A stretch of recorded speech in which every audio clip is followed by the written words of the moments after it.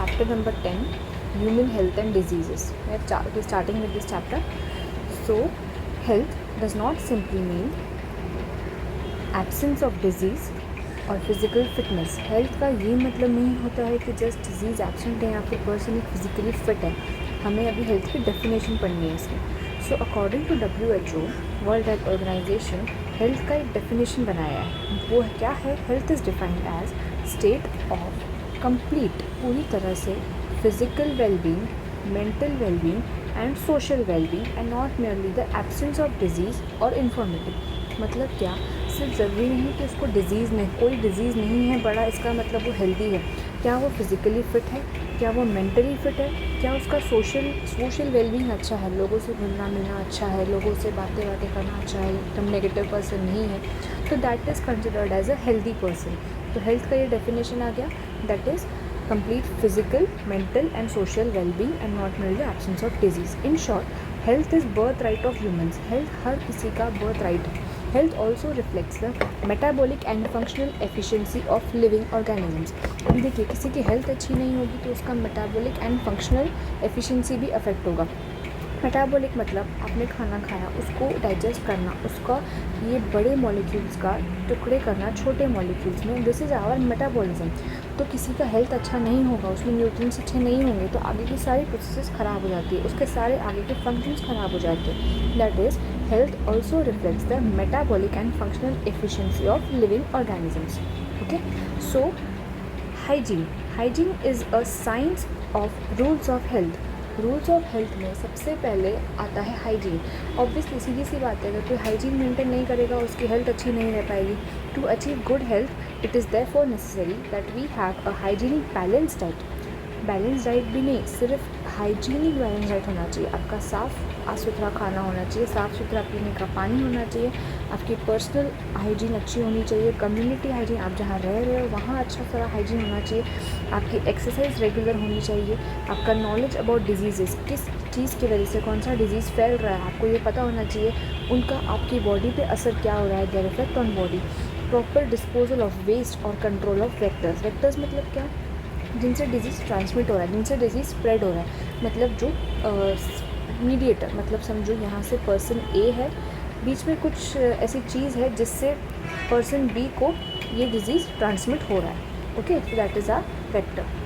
Okay, so ये चीज़ हमारी क्लियर है. Then we move on to our second para. Every day we are expose to various foreign bodies including infectious agents like bacteria, viruses, etc. और हम रोज़ in foreign bodies मतलब क्या? कोई भी चीज़ जो हमारी बॉडी के अंदर प्रेजेंट नहीं है, वो बाहर से आ रही है, that is a foreign body. मतलब जैसे हम बोलते हैं फॉरेन कंट्री, तो इसमें ये चैप्टर में हम ये वर्ड बहुत सुनने मिलेगा, फॉरेन बॉडी, फॉरेन चीज़. कोई भी चीज़ जो फॉरेन है, कोई भी चीज़ जो बाहर से आ रही है, हमारी बॉडी की खुद की नहीं है, हमारी बॉडी उसको एक्सेप्ट नहीं करती, उसकी वजह से हमें नुकसान होता है. दैट इज़ इन्फेक्शियस एजेंट्स, जैसे कि bacteria, viruses. Despite constant exposure to variety of pathogens most of us remain healthy. अब मुझे बताओ, ऐसे ये कह रहे हैं कि हम रोज़ इनसे एक्सपोज होते रहते हैं, रोज़ हम बैक्टीरिया से एक्सपोज होते हैं, रोज़ हम वायरसेस से एक्सपोज होते हैं, बट स्टिल हमें रोज़ डिजीज़ नहीं होते, हम रोज़ बीमार नहीं पड़ते. Despite constant exposure variety of pathogen से हम फिर भी हेल्दी रहते हैं. क्यों? क्या रीज़न है? एक इम्यूनिटी नाम सुना होगा. अभी कोविड में हमने ये बहुत वर्ड सुन लिया है. This is due to the fact that human body has ability to resist almost all type of this foreign bodies. अब हम बीमार क्यों नहीं पड़ते हैं? बिकॉज हमारी ह्यूमन बॉडी में एक एबिलिटी है टू रेजिस्ट almoस्ट all type of foreign bodies. The system which protects us from various infectious agents, उसे हम कहते हैं इम्यून सिस्टम. अब ये इतना बड़ा काम कर रहा है कि जो फॉरेन बॉडीज़ आ रही हैं हमारी बॉडी में अंदर घुस रही है, उनको रेजिस्ट करके उनको फाइट कर रहे हैं, तो एक उसके लिए एक सिस्टम तो चाहिए ना कि कौन से पैथोजेंस आ रहे हैं, कौन से फॉरेन बॉडीज़ आ रही है, उनसे कैसे लड़ना है, उनसे कैसे हमारी बॉडी को बचाना है. एक पूरा उसके लिए सिस्टम काम करना पड़ेगा. तो उस सिस्टम का नाम होता है immune system. Resistance is the ability to prevent the damage और disease through our defence mechanism. अभी रेजिस्टेंस मतलब क्या है? किसी भी चीज़ को रोकना, किसी भी चीज़ का रुकाव पैदा करना, दैट इज़ आर रेजिस्टेंस. अभी जो भी पैथोजन आ रहे हैं, जो भी बैक्टीरिया आ रहे हैं, जो भी वायरस है, पैथोजन मतलब जो बैक्टीरिया वायरसेस आते हैं जो हमें डिजीज़ कॉज करते हैं उसे हम कहते हैं पैथोजेंस। सो रेजिस्टेंस उनको देना ताकि हमारा डैमेज ना हो हमारी बॉडी में, ताकि हमारी बॉडी में डिजीज़ ना हो, थ्रू आर डिफेंस मैकेनिज्म। इसे हम कहते हैं हमारा डिफेंस मैकेनिज्म एक्टिवेट करना। हम खुद का, हमारी बॉडी खुद का डिफेंस करती है, खुद को बचाती है इन बैक्टीरिया और वायरसेस से। तो अभी हम पढ़ेंगे immunity. What is immunity? The term immunity has traditionally referred to as resistance exhibited by the host towards the injury caused by pathogens and their products. Simple सी चीज़ है, इम्यूनिटी किसको चाहिए? हमें चाहिए। बैक्टीरिया को तो नहीं चाहिए, हमें चाहिए। तो हम कौन है? होस्ट है। होस्ट क्या होता है? जिसके बॉडी के अंदर पैथोजन घुस रहा है। This is our pathogen. Okay, this is pathogen. समझ लो ये बैक्टीरिया है या फिर ये वायरस है और ये हमारी है बॉडी। तो ये जहाँ रहेंगे, जहाँ ये लोग रहने जा रहे हैं, कहाँ रहने जा रहे हैं? हमारी बॉडी में। तो ये बन गया होस्ट। तो होस्ट को ही रेजिस्टेंस देना पड़ेगा ताकि ये बैक्टीरिया और वायरसेस हमारी बॉडी से निकल जाएं बाहर। तो that is resistance exhibited by the host towards injury cause by pathogens और उनके प्रोडक्ट्स। अभी पैथोजेंस जाहिर सी बात है अंदर आएंगे, कुछ इंजरी कॉज करेंगे, तो उस इंजरी को जो उन्होंने कॉज करी है उसके प्रति रेजिस्टेंस एग्जिबिट करना, ये होती है हमारी immunity. However protection against infectious disease is only one of the many consequences of the immune response, which is entirely concerned with the reaction of the body against any foreign antigen. अब ये क्या चीज़ है? See, protection against infectious diseases ही हमारा protection against infectious diseases is only one of the many consequences of immune response. immune response के बहुत सारे नतीजों का एक कॉन्सिक्वेंस है कि हमें प्रोटेक्शन मिलती है बहुत सारे इन्फेक्शियस डिजीज़ से। अब वो कैसे होता है? Reaction of body against any foreign antigen. अब हमने दो यहाँ पे वर्ड्स देखे, एक हमने वर्ड देखा पैथोजन, एक हमने वर्ड देखा एंटीजन। अब क्या डिफरेंस है दोनों में? सी, पैथोजन मतलब क्या? कोई भी ऑर्गेनिज्म जो कि डिजीज़ कॉज कर रहा है, डिजीज़ कॉजिंग ऑर्गेनिज्म। और एंटीजन मतलब क्या? जो कि protein present on the surface of pathogen. अभी समझ लो ये एक बैक्टीरिया है, ये पैथोजन हो गया क्योंकि ये हमारी बॉडी में जाके डिजीज़ कॉज करेगा। अब इसके ऊपर अगर कोई प्रोटीन्स प्रेजेंट है ऐसे, तो दीज आर एंटीजेंस। और हर बैक्टीरिया के ऊपर अलग एंटीजन प्रेजेंट होता है, इसीलिए हर बैक्टीरिया अलग अलग डिजीज़ कॉज करता है और हर बैक्टीरिया के प्रति हमारी बॉडी अलग अलग वे में रिएक्ट करती है। अगर वायरस से हमें इन्फेक्शन होता है, समझ लो ये वायरस है, अगर वायरस से हमें इन्फेक्शन होता है हमारी बॉडी अलग वे में रिस्पॉन्ड करती है। अगर बैक्टीरिया से हमें इन्फेक्शन होता है हमारी बॉडी अलग वे में रिस्पॉन्ड करती है, क्योंकि हर एक के ऊपर एंटीजेंस अलग होते हैं। अभी जैसे बैक्टीरिया का एंटीजन, एक एग्जाम्पल शेप, ये शेप नहीं होता है बट अलग शेप्स होते हैं। अभी एक एग्जाम्पल, ये बैक्टीरिया का एंटीजन इस शेप का, तो वायरस का एंटीजन ऐसे शेप का हो सकता है, किसी भी शेप का हो सकता है। अभी हर किसी का एंटीजन अलग है तो हर किसी का रिस्पॉन्स भी अलग होगा। तो हमें बात समझ में आ गई कि पैथोजन मतलब क्या? Disease causing organism. एंटीजन मतलब क्या? जो कि protein present on the surface of pathogen. ठीक है। Immunity is in fact freedom और एग्जेम्प्ट। बेसिकली ये क्या है? मतलब फ्रीडम और एग्जेम्प्ट मतलब क्या? हमारी बॉडी को मुक्त कर देना, किससे? डिजीज़ से, पैथोजन से। तो दैट इज़ इनफैक्ट मतलब बेसिक फंडा क्या है? हमारी बॉडी को फ्रीडम या फिर एग्जाम, छुटकारा दिलाना डिजीजेस से। The concept of immunity is believe to be started by Edward Jenner. Important है। He developed cowpox vaccine for the protection against the attack of smallpox virus. ये जब पहले के टाइम पे 1900 या 1800 के टाइम की बात है, तब क्या हुआ था? एक स्मॉल पॉक्स वायरस का, जैसे अभी कोविड का पैंडेमिक आया तब स्मॉल पॉक्स का पैंडेमिक चालू था, तो उस टाइम पे he developed a vaccine, that is cowpox vaccine, ताकि प्रोटेक्शन हो जाए against the attack of smallpox virus. Immunology is a branch of science which deals with the study of immune system, immune response to foreign substance and their role in resisting infection by pathogens. अब ये भी important है, इसका भी definition तुमको आ सकता है। What is immunology? किसी भी चीज़ के आगे लॉजी लग गया ना, उसका मतलब होता है स्टडी। अब हमें इम्यून तो पता है, इम्यून सिस्टम, लॉजी मतलब स्टडी, तो क्या हो गया इम्यून सिस्टम का स्टडी इज़ मतलब उसका मीनिंग क्या हो गया immunology. Immunology is a branch of science which deals with the study of immune system, immune response to foreign substance, जो फॉरेन सब्सटेंस को हमारी बॉडी इम्यून रिस्पॉन्स किस वे में दे रही है, फॉरेन सब्सटेंस को इम्यून रिस्पॉन्स किस वे में दे रही है, और their role in resisting infection by pathogens. तो 3 चीज़ें हो गई हमारी इम्यूनोलॉजी में, कौन सी?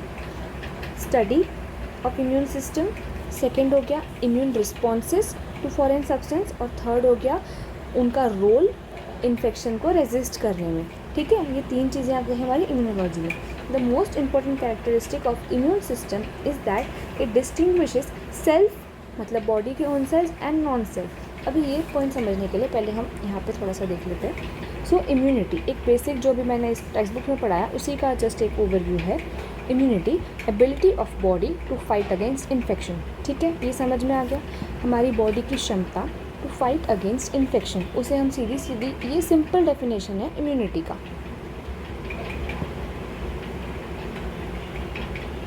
Okay, ability of body to fight against infection. अभी इन्फेक्शन कौन कौन कर सकता है, जो हमारे मतलब ये पैथोजेंस, इन्फेक्शन किससे होता है pathogens. It can be bacteria, virus, fungi, dust, pollen grains. अभी तुमने किसी किसी को देखा होगा, किसी किसी को डस्ट की एलर्जी होती है, किसी किसी को पोलन ग्रेन की एलर्जी होती है। जस्ट डस्ट किसी को कोई ज़्यादा डस्ट के कांटेक्ट में आ गया, उसे छींकें आने चालू हो जाती है, तो बेसिकली वो पैथोजन ही है। मतलब कोई भी फॉरेन चीज़ आके तुम्हारे अंदर कुछ अलग चीज़ रिएक्ट करना चालू हो रहा है तो दैट इज़ इन्फेक्शन ओनली, तो वो पैथोजेंस में ही काउंट होगा। पोलन ग्रेन से भी किसी किसी को एलर्जी हो जाती है। तो ये जो चीज़ें हैं, ये एनलिस्टमेंट जो है, bacteria, fungi, virus, dust, pollen grains, ये हमारे आते हैं पैथोजेंस में। मतलब इन्फेक्शन किसी भी फॉरेन चीज़ से हो सकता है। अभी पैथोजन का डेफिनेशन क्या है? अ सब्सटेंस और organism that on entering the human body activates our immune system. ये सिंपल सी डेफिनेशन है। अभी कोई भी सब्सटेंस हमारी बॉडी में एंटर होने के बाद हमारे इम्यून सिस्टम को एक्टिवेट कर रहा है। अभी इस मतलब ये क्या होता है, see basically what happens is,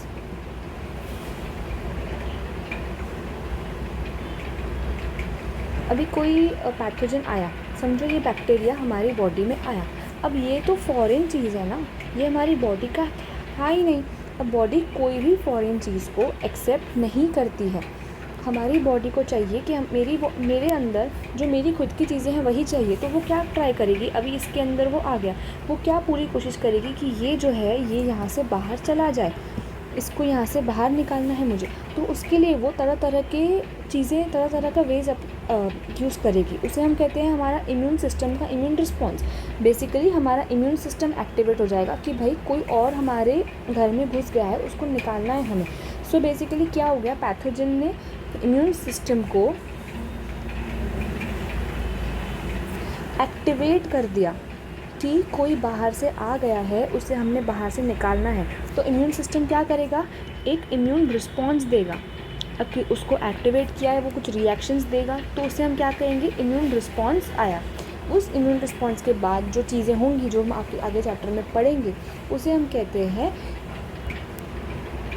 कि हमारी इम्यूनिटी सही से काम कर रही है, हमारा पैथोजन अब बाहर जा चुका है। ओके, सो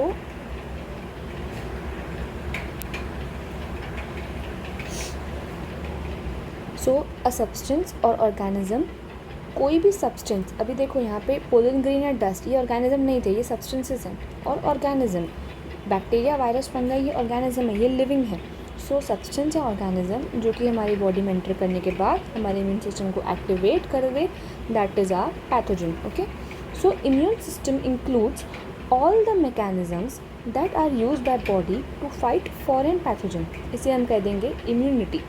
ठीक है, मतलब क्या, हमारा इम्यून सिस्टम में क्या एग्जैक्टली क्या है, वो सारे मैकेनिज़म्स, वो सारे ways that are used by body, हमारी बॉडी कौन से तरीके अपनाती है उस फॉरेन पैथोजन को फाइट करने के लिए, हो जाता है इम्यूनिटी में। अभी एक एग्जांपल देते हैं, जैसे आपका अंदर आपकी बॉडी में आया है एक बैक्टीरिया। ठीक है, आपकी बॉडी में बैक्टीरिया का इन्फेक्शन हो गया, तो अभी आपकी बॉडी क्या करेगी उसको बाहर निकालने के लिए। एक बैक्टीरिया का एक प्रॉपर्टी होता है कि वो ठंडे इन्वायरमेंट में रहते हैं, मतलब ठंडे इन्वायरमेंट में ज़्यादा वो रिप्रोड्यूस कर पाते हैं। अभी सी क्या होता है, ये बैक्टीरिया मेरी ह्यूमन बॉडी में आया, ठीक है, घुस गया वो। अब ये बैक्टीरिया को जो है ना ठंडा, जैसे बोलते हैं ना हिल स्टेशंस पसंद है, ऐसे समझ लो example, they like to live in hill station only.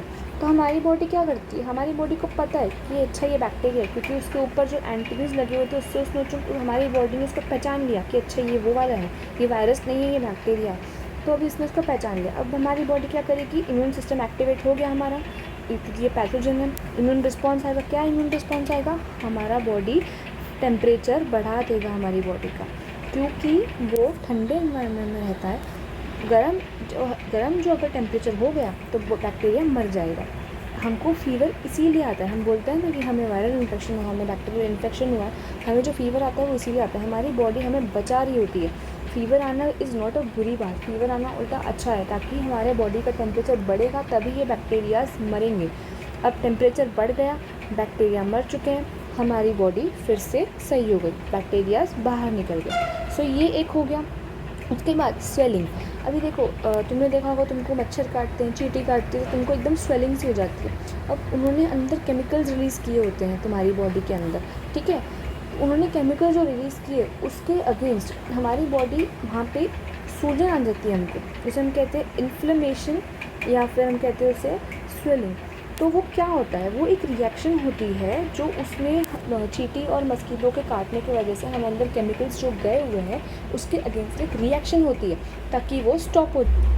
अभी उसका वो कैसे प्रोसीजर होता है वो थोड़ा सा डीप है, वो आप अगली क्लासेस में पढ़ेंगे। लेकिन इन्फ्लेमेशन और स्वेलिंग क्यों आती है, ताकि आगे की जो और नुकसान है वो ना हो।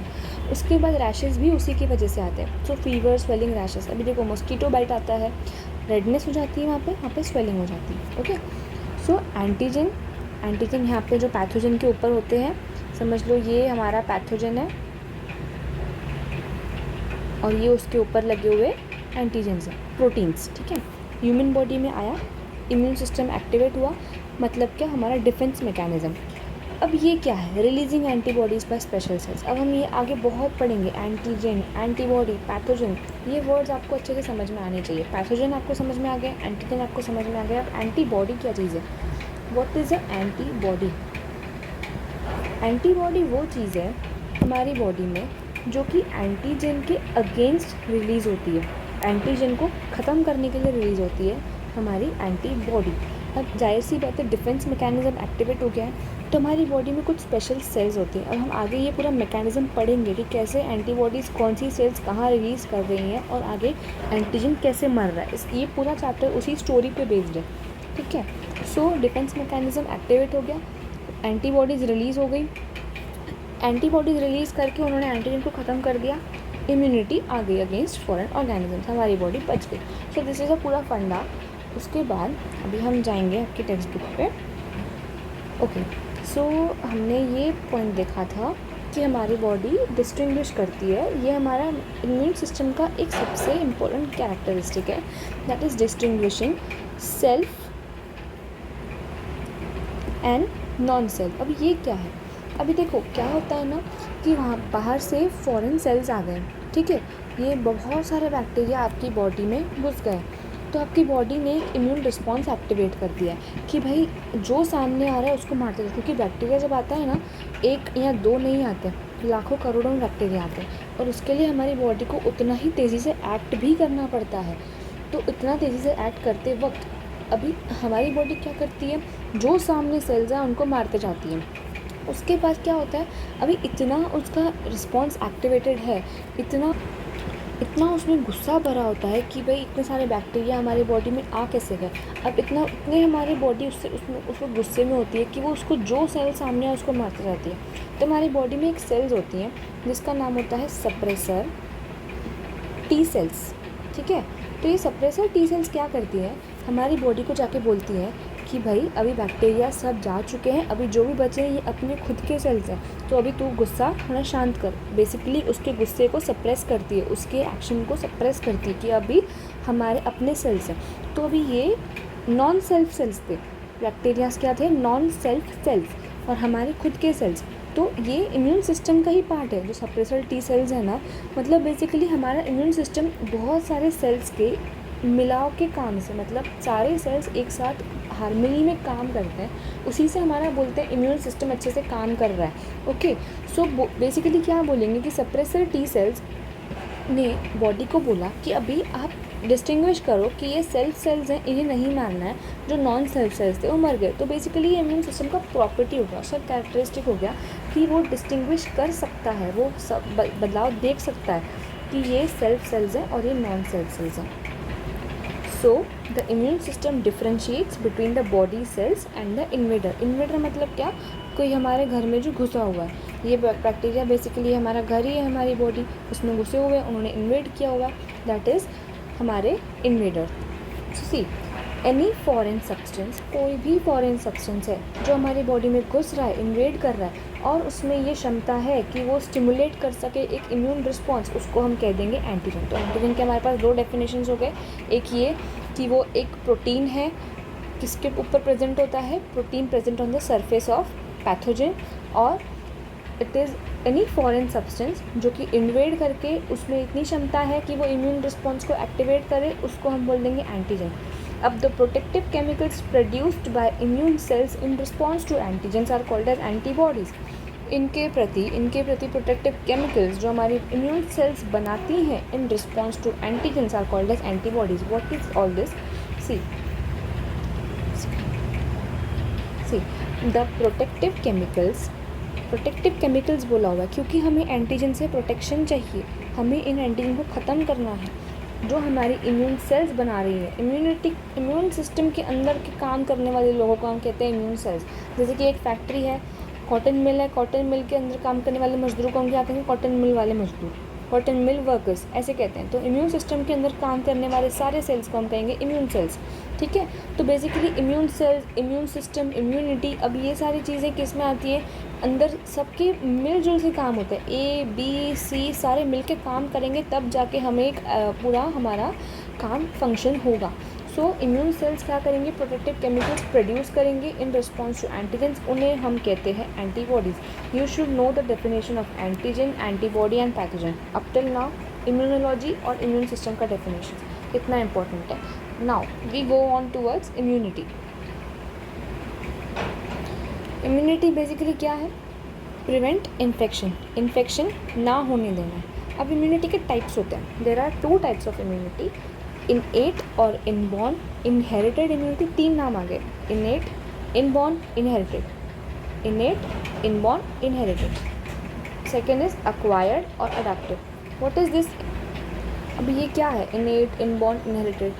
इनएट इम्यूनिटी मतलब क्या? जो बाय बर्थ प्रेजेंट हो, बेबी जैसे ही पैदा हुआ उसमें तब से ही वो इम्यूनिटी थी, उसे हम कहते हैं इनेट इम्यूनिटी। इसलिए उसका दूसरा नाम है इनबॉर्न, जैसे ही जब से वो बॉर्न हुआ है तब से उसके पास वो है। इनहेरिटेड, हम मतलब वो ऑलरेडी जेनेटिकली इनहेरिटेड है उसको अपने पेरेंट्स से, उसे हम कहते हैं इनेट इम्यूनिटी, इनबॉर्न इम्यूनिटी या फिर इनहेरिटेड इम्यूनिटी। दूसरी टाइप की इम्यूनिटी होती है अक्वायर्ड या फिर अडैप्टिव इम्यूनिटी।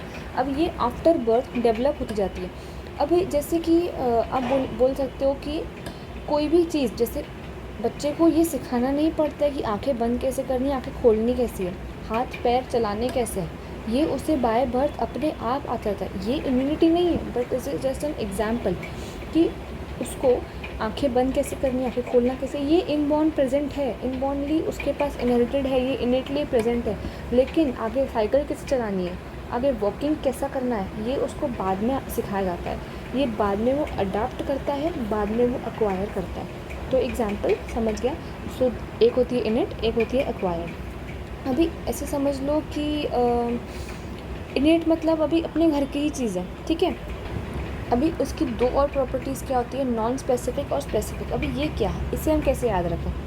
एक ऐसे समझ लो कि इनेट इम्यूनिटी मतलब तुम्हें तुम्हारे मम्मी पापा ने पैसे दिए खर्च करने के लिए, ठीक है, कि ये लो बेटा पैसे खर्च करो, पैसे हैं ये हमारे हैं, ये तुम खर्च करो। एक्वायर्ड इम्यूनिटी क्या, कि तुम बाद में, तुम जब बड़े हुए, तुम्हें जॉब लग गई, तुमने अपने खुद के पैसे कमाए। अब जाहिर सी बात है, जब हमारे पेरेंट्स हमें पैसे देते हैं, हम जब छोटे होते हैं, हम सोचते नहीं कहाँ क्या खर्च करना है। नॉन स्पेसिफिकली कोई हम सोचते भी नहीं, कहीं भी उल्टा सुल्टा खर्च करने बैठ जाते, कोई हमें फ़र्क नहीं पड़ता। जहाँ ये दिखा वो लिख गया, वो ले लिया, ये ले लिया, तो हमारा नॉन स्पेसिफिकली हम यूज़ करते हैं उसे। जबकि हम जब खुद अर्न करते हैं, जब हमारे पास जब खुद का पैसा होता है, तब हम स्पेसिफिकली सोच समझ के खर्च करते हैं। तो you can remember this with this example कि इनेट जो हमारे मतलब ऑलरेडी जो हमारे पेरेंट्स से इनहेरिटेड हुई है हमें, वो नॉन स्पेसिफिक होती है, और एक्वायर्ड मतलब स्पेसिफिक। अभी इसका इम्यूनिटी से क्या रिलेशन है, मतलब क्या कि जो इनेट इम्यूनिटी हमें बचपन से दी हुई है वो इतनी हाई लेवल एडवांस नहीं होती है, वो नॉन स्पेसिफिकली, मतलब जो भी आया उसको एक ही तरीका पता है कि इस पैथोजन से कैसे मुझे फ़ाइट करना है, मुझे इससे ही फ़ाइट करना है, मुझे उससे ही फ़ाइट करना है। और जो एक्वायर्ड इम्यूनिटी है थोड़ी सी एडवांस होती है, उसे पता होता है कि मुझे स्पेसिफिकली इसी से फ़ाइट करना है, इसी से झगड़ा करना है, इसी से नहीं करना है। सो ये चीज़ है उसमें, नॉन स्पेसिफिक एंड स्पेसिफिक। अभी इनेट इम्यूनिटी जो है ये फास्ट होती है, और ये जो होती है स्लो। ऑब्वियसली ये बचपन से प्रेजेंट है इसलिए फटाफट आ जाती है। ये जो है धीरे धीरे आफ्टर बर्थ आप धीरे धीरे अडाप्ट करते हो, इसलिए वो स्लो आती है। अभी हम टेक्स्ट बुक में देखेंगे आपको क्या लिखा हुआ है। Innate immunity is the resistance to infections that an individual possesses by virtue of his or her genetic makeup। कुछ नहीं लिखा है, बस इतना ही है कि आपके बाय बर्थ प्रेजेंट होती है जेनेटिक मेकअप से। ये नेचुरल होती है क्योंकि ऑब्वियसली कि कोई केमिकल से नहीं आई है आपको। It is a natural inborn defence system है आपकी बॉडी का। ये it is not affected by prior contact with micro organisms और इम्यूनाइजेशन। अब ये क्या चीज़ है, सी बेसिकली क्या होता है, आपने कभी सुना होगा कि वैक्सीन्स लगती है लोग बच्चों को। अभी वैक्सीन्स क्यों लगाई जाती है, वैक्सीन्स लगाई जाती है ताकि अभी आगे आएगा आपका ये वैक्सीन्स का फंडा कि क्या है वैक्सीन में। वैक्सीन में बेसिकली क्या होता है, उस सिरिंज में डेड पैथोजन होते हैं, dead micro organisms, dead bacteria.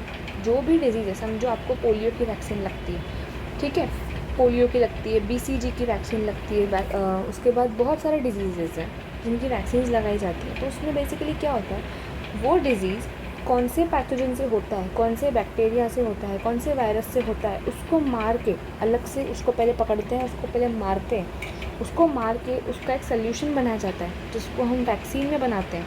वो वैक्सीन आपकी बॉडी में इंजेक्ट की जाती है, ठीक है।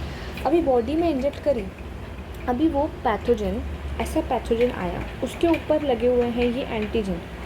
अब ये भले मरा हुआ है लेकिन ये आपकी बॉडी के लिए अभी भी फॉरेन ही है, ये आपकी बॉडी का नहीं है। तो आपकी बॉडी में एक रिस्पॉन्स एक्टिवेट होगा कि अरे भाई कोई दूर से आया है, कोई फॉरेन आया है, ये हमारी बॉडी का नहीं है, इसको मारो। हमारी बॉडी देखेगी कि कोई एंटीजन आया है, एक एंटीजन आया है, उसके अगेंस्ट इम्यून सिस्टम एक्टिवेट करो, इम्यून रिस्पॉन्स एक्टिवेट करो और क्या बनाओ, एंटीबॉडी बनाओ। अब बॉडी ने एंटीबॉडी बना दी। अब ये क्या है, अब ये तो मरा हुआ है, ये हमारी बॉडी को नुकसान नहीं पहुंचाएगा, लेकिन बॉडी को दिख गया है कि कोई फॉरेन आया है, उसने एंटीबॉडीज़ बना दी है। अब एंटीबॉडीज़ बन गई, अब क्या होगा, एंटीबॉडीज़ यूज़ नहीं होंगी, बराबर, क्योंकि उस बन चुकी है लेकिन वो कुछ हार्म कर ही नहीं रहा है, वो कुछ हार्म करेगा ही, न्यूट्रलाइज किसको करेंगे, वो ऑलरेडी डेड है अंदर से, इट इज़ ऑलरेडी डेड। सो ये डेड है ऑलरेडी। अब हमारे बॉडी के पास ऑलरेडी एंटीबॉडीज़ आ गई है। अब जब अगली बार वो बैक्टीरिया वापस से आएगा, जिंदा बैक्टीरिया कभी गलती से आ गया, मतलब वैक्सीन क्यों लगाई जाती है, क्योंकि ये डिजीज़ आसानी से हो जाता है, पोलियो आसानी से हो सकता है, BCG आसानी से हो सकता है, बहुत सारे डिजीज़ है जो आसानी से हो सकते हैं। अब आसानी से हो सकते हैं बराबर, तो फिर वो बार बार माइक्रो ऑर्गेनिज्म वो पैथोजन से कांटेक्ट में बॉडी आ सकती है। अब अगर अगली बार पैथोजन के बॉडी से कांटेक्ट में आई बॉडी, हमारी बॉडी के पास एंटीबॉडीज़ रेडी है, जैसे ही वो पैथोजन अंदर आया एंटीबॉडीज़ रेडी है, जाके अटैक कर देगा, हमें वो डिजीज़ नहीं होगा। तो ये क्या हो गया बेसिकली, ये कैसे आया, ये आपको वैक्सीन लगाई गई थी, ये आपको बाय बर्थ नहीं था, आपको एक वैक्सीन दी गई थी जिसमें डेड पैथोजन डाला गया था। तो ये कौन सी इम्यूनिटी थी, ये आपकी एक्वायर्ड थी, ये आपको पहले से नहीं दी गई थी। तो नेचुरल इनेट इम्यूनिटी का बस बोलना यही है कि वो उसका कोई प्रायर कांटेक्ट नहीं होता है माइक्रो ऑर्गेनिज्म से, जो माइक्रो ऑर्गेनिज्म जो पैथोजन उस या फिर कोई इम्यूनाइजेशन नहीं हुआ होता है, ये नेचुरली प्रेजेंट है और इससे उसको कोई फ़र्क भी नहीं पड़ता है। ये इम्यूनिटी उसको कोई लेना देना नहीं है कि आपको कौन सा वैक्सीन दे रहे हो, आप कौन सा उससे अफेक्ट कर रहे हो। सो बेसिकली मेरे यहाँ एक्सप्लेन करने का इसका यही रीज़न था कि आगे भी आएगा। अभी ये नॉन स्पेसिफिक है, जब मैंने बताया कि हमारी बॉडी, नॉन स्पेसिफिक का मैंने एग्जांपल दिया आपको, it is not our money, it is our parents money, so we spend it wherever we want. It is non-specific when it indicates a degree of resistance to infection in general और specific where resistance to a particular pathogen is concerned। वही चीज़ है, One form of innate immunity comprises the various types of barriers which prevent entry of foreign agents into the body. अब ये क्या है? Basically innate immunity किस तरीके से काम करती है?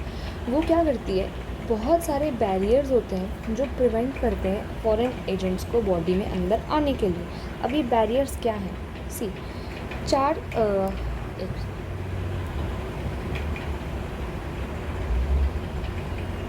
सो ये 5 तरह के बैरियर्स हैं.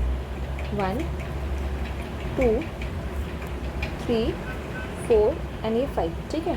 अब ये 5 तरह के बैरियर्स से हमारी बॉडी हमें पहले से ही बचा के रखती है. अभी इनेट इम्यूनिटी, ठीक है, हम अभी इनेट इम्यूनिटी के अंदर चल रहे हैं. इनेट इम्यूनिटी किस तरीके से हमें बचाती है, उसके अंदर वो क्या करती है, अपने बैरियर्स को यूज़ करती है. सबसे पहला बैरियर क्या है? Epithelial surface. क्या बोलते हैं? Epithelial surface. क्या है ये एग्जैक्टली? हमारी स्किन. बेसिकली जो हमारी स्किन है उसके ऊपर की लेयर हम बोलते हैं epithelium. The intact skin and mucus covering the body protected considerably against invasion by micro organisms. अभी जो हमारी इंटैक्ट स्किन है, जो म्यूकस कवर करता है, म्यूकस मतलब क्या, जो हमारे नोज में प्रेजेंट होता है, जो हम कभी कफ करते हैं तो कभी म्यूकस आता है, तो फिर जो म्यूकस है वो भी हमें बहुत सारे माइक्रो ऑर्गेनिज्म से बचाता है. तो ये सबसे पहले क्या हो गया, अभी कोई भी बॉडी आपका, कोई भी पैथोजन आपके बॉडी में घुस रहा है, सबसे पहले उसका कांटेक्ट किस चीज़ होगा, आपकी स्किन से कांटेक्ट होगा, या फिर वो आपके माउथ के थ्रू जा रहे हैं, या फिर वो आपके नोज़ के थ्रू जा रहे हैं अंदर. सबसे पहले उसका कांटेक्ट किससे होगा? आपके म्यूकस से, आपके एपिथेलियम से. तो सबसे पहला बैरियर मतलब क्या, किसी चीज़ को आगे ना बढ़ने देना. जैसे अब ये इसको यहाँ जाना है लेकिन बीच में ये रुकावट है, दिस इज़ अ बैरियर. तो ये barrier, the intact skin and the mucus covering the body, intact skin and mucus covering the body protected considerably against invasion by microorganisms.